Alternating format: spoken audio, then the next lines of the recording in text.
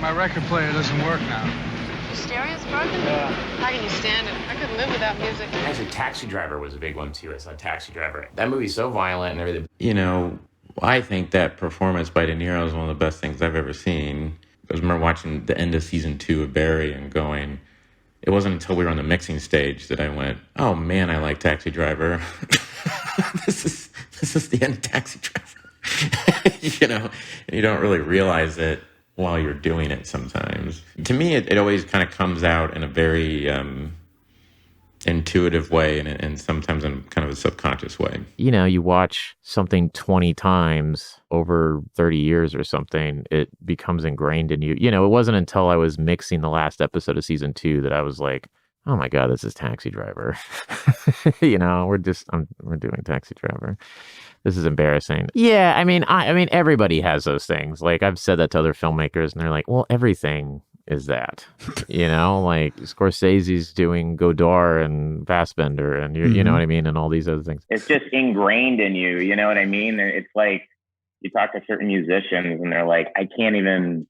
Or like Scorsese, he can't even talk about The Searchers because he's just like, I've seen it so many times, it's ingrained in me. And Taxi Driver is just clearly one of those movies for me. I know that, I think you were telling me once when you were a kid, you'd go over to sleepovers and people thought, oh, these kids are probably watching, you know, pornography. Yeah, right. It's like, no, you were watching a Clockwork Orange or Taxi Driver. Yeah, I was watching Taxi Driver, yeah. And studying studying the shots. But that, I will say though, this brings me up to the biggest influence that this movie had on my life. And it's what turned me, I mean, as you guys, like, as you know, just like fans of things. And where, I don't know if you've had this, whether it's with sports, music, anything, where it's like you go from being someone who loves something to like something unlocks in your brain and then it makes you an obsessive, where you go, oh, wow, there's like this whole deep chasm into this that I didn't even understand. There'd be like kind of philosophical moments, and those moments also could be termed, you know, as just cinematic, you know, where it's you know, the thing, I've said this a bunch, but I remember as a kid seeing, I was way too young to see it, but seeing Taxi Driver. Oh shit. And there's a scene in Taxi Driver that I think the most violent part of Taxi Driver, the worst scene, is when he takes Sybil Shepherd to the porn movie, because it's just so humiliating. You gotta be kidding. What? This is a dirty movie. I can't watch. It's the most embarrassing thing I've ever seen in my life. And even at the age of 10, I was like, oh no, dude, what are you doing? and I watched, so it's this awful scene. He takes her to this porno movie. It goes wrong. But also kind of, yeah, I used to think, oh, he's doing it because he doesn't know any better. But then as I watch it now, I'm like, oh, maybe it's a self-sabotage thing. It's more psychological. Oh, yeah. Like, you guys are so lucky. I remember going into like the woods, and there would be like a steel box in the woods that would have naked photos in it that some guy's cousin put in there. And you're like, where is it?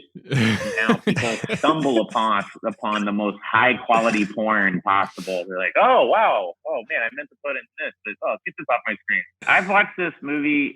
I've gone to see it in the theater a couple of times, like when it plays places, because I just want to see it in the theater.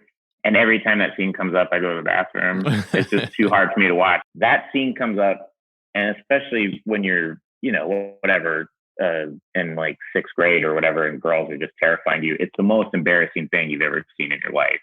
Yeah. And it's still one of the most embarrassing things ever. And it's also, now watching it, I realize how self-destructive it is. I literally, when I watched it as young, I was like, oh, he doesn't know any better. Now I watch him like, oh, he knows what he's doing. He's like, I'm going to take this beautiful thing, and I just want to, like, this clean, I just want to sully her. But there's a moment in it where then he calls her on the phone, and he's on this pay phone in a hallway, and he's saying, did you get the flowers I sent you? Did you get that? And he's trying to, you could tell that she doesn't want to see him again, but he's asking her questions, and it's really painful to watch. And you're watching, and then the camera dollies off of him, completely unmotivated. Just dollies off of him as he's talking, and it lines up going down a hallway, and he's continuing to talk, but now he's off camera. And then he enters and walks out. And I remember thinking, that was the first truly cinematic moment I felt in my life, because it felt like Really? the movie doesn't want to watch this. Oh, shit. You know? It's like, That's very this interesting. is so painful. Yeah. The movie doesn't want to watch this. And I thought, man. It's averting its eyes. I went, oh, the movie doesn't want to watch this. You know, I went, oh, the filmmaker doesn't want to, like, the movie can't watch this. The movie's just like, let's just go over here for a second. You know, this is too hard. The movie doesn't want to watch this. Like, the director's like, I can't watch this. So I'm going to make, it's like an emotional camera move. It's like, I can't watch this. Yeah, exactly. Yeah, no one was interested in that. Or it was like, see how the camera, it's like a subjective camera move.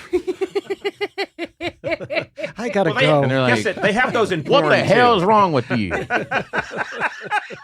Subjective camera move. Why the hell you in my house? The father comes in tighty whities. I just hear subjective camera move. Where the hell you come from? I want you to get out of my house. Looks like we got ourselves a film buff. Yeah. Where it clicked in my head, where everything was different, because I was watching just movies that everyone watches, and kids' movies, all the Spielberg, George Lucas stuff, which I love, it was great.